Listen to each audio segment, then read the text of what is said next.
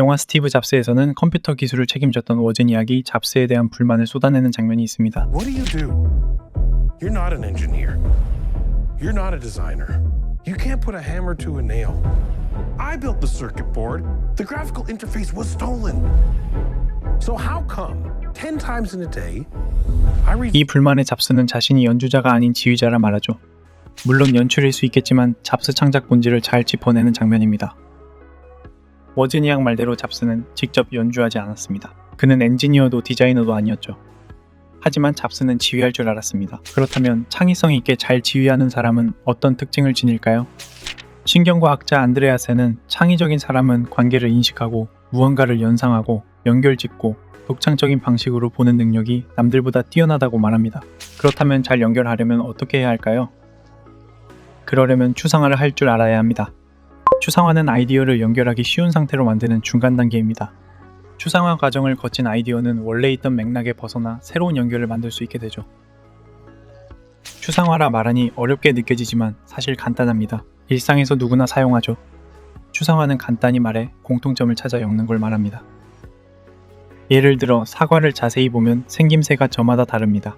이렇게 다른 사과마다 새 이름을 붙이려면 끝이 없겠죠. 묶어서 사과라 부르면 일이 훨씬 간단해집니다. 추상화하기 위해선 빨갛다, 둥글다와 같은 사과의 공통점을 찾아 같은 범주로 엮어야 하죠. 이렇게 추상화 과정을 거친 후에는 구체화 과정이 남았습니다. 구체화는 추상화한 개념을 내 맥락에 맞게 가져와 여기에 어울리는 세부 특징을 잡는 걸 말합니다. 사과를 또 한번 예를 들어볼까요? 사과 모양 케이크는 사과란 추상화한 개념을 케이크로 구체화한 결과물입니다. 만약 빨갛다, 둥글다와 같은 사과 특징을 추상화하지 못했다면 이러한 특징을 케이크의 구체화에 담을 수 없었겠죠. 앞서 사과가 빨갛다, 둥글다와 같은 추상화 과정을 거쳤기에 케이크를 빨갛고 둥글게 만들려면 어떻게 해야 할까? 같은 구체화한 생각으로 이어집니다. 슌케 아렌스는 추상화는 개념을 분석하고 비교하는 열쇠이자 유사점을 밝히고 아이디어를 결합하는 열쇠라고 말했는데요. 이제 잡스가 추상화와 구체화를 어떻게 활용했는지 함께 살펴봅시다.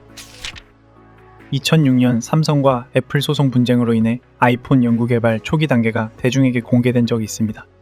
문서에 따르면 2006년 2월 아이폰 디자인이 기획되기 전 토니 파델이 잡스와 아이브에게 뉴스 기사를 전달했습니다. 기사에는 휴대용 전자기기에 대한 소니 디자이너의 몇 가지 계획이 있었죠. 여기에는 버튼과 불필요한 장식이 없다, 손에 맞아야 한다, 네모의 화면이 있고 모서리가 둥글어야겠다는 내용이 있었습니다. 이 기사 내용을 바탕으로 애플은 초안을 만듭니다. 애플이 소니라면 어떻게 만들었을까? 질문을 스스로 던지며 소니의 특징을 추상화한 거죠. 하지만 이 초안을 그대로 사용하면 애플이 소니를 뺏겼다는 문제가 생기겠죠. 추상화는 앞서 말했듯이 중간 단계입니다. 이제 이렇게 추상화한 생각을 애플에 맞게 구체화하는 과정을 거쳐야 합니다. 잡스는 기사 내용에 한 발자국 더 나아가 폰 전면에 버튼이 없어야 한다고 생각했습니다. 그는 앞서 만든 소니 라이크 초안에 컴퓨터와 마우스 개념을 연결시켜 구체화했죠. 앞서 슌케 아렌스가 말했듯 추상화한 여러 아이디어를 결합한 겁니다. Now, why do we need a revolutionary user interface? I mean, here's 4 smartphones, right? Motorola Q, the BlackBerry, Palm Treo, Nokia E62, the usual suspects. And what's wrong with their user interfaces? Well, the problem with them is really sort of in the bottom 40 there. It's this stuff right here. They all have these keyboards that are there whether you need them or not to be there. And they all have these control buttons that are fixed in plastic and are the same for every application. Well, every application wants a slightly different user interface, a slightly optimized set of buttons just for it. And what happens if you think of a great idea 6 months from now? You can't run around and add a button to these things, they're already shipped. So what do?